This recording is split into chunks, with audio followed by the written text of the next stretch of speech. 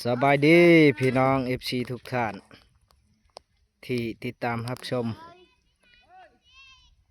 ถ่ายภาพพี่น้องบรรยากาศซักเข้าให้พี่น้องเลยช่วงนี้ฮอดฤดูกาลแล้วพี่น้องพุ่นพวกใช้เข้าไปน้ำลังพี่น้องนี่ฮอดฤดูกาลแล้วเดือน6เดือน7พี่น้องใส่เข้าให้เด้อพวกมันเข้านาพี่น้อง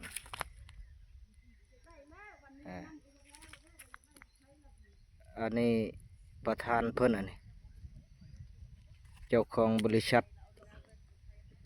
ไฟฟ้าน้ำเทินช่องพี่น้องอันนี้มาชักให้ช่วย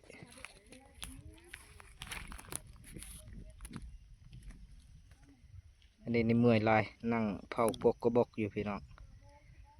พวกกระบอกกระบักใหญ่พี่หน้าดำคำเขียดเพิ่นเมื่อยพี่น้องทำงานหนักช่วงนี้ระยะนี้เพิ่นเฮ็ด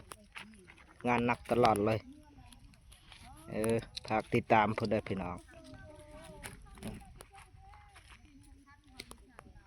ไปเบิ่งบรรดาเด็กๆใช้เข้า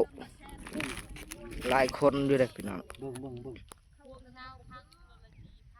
เท่าไรนี่หลายคนอยู่1 2 3 4 5 6 7 8 9 10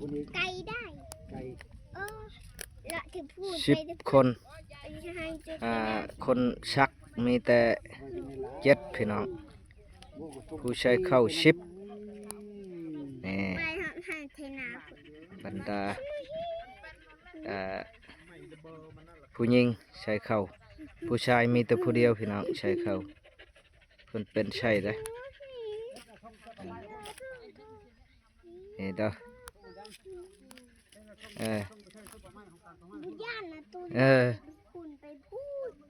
ฝากติดตามเพื่อได้ไปน้องเด้อ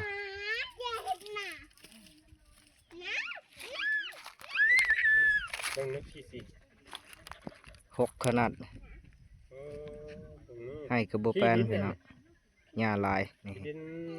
มันเป็นเหล่าหญ้าขึ้นลายพี่น้อง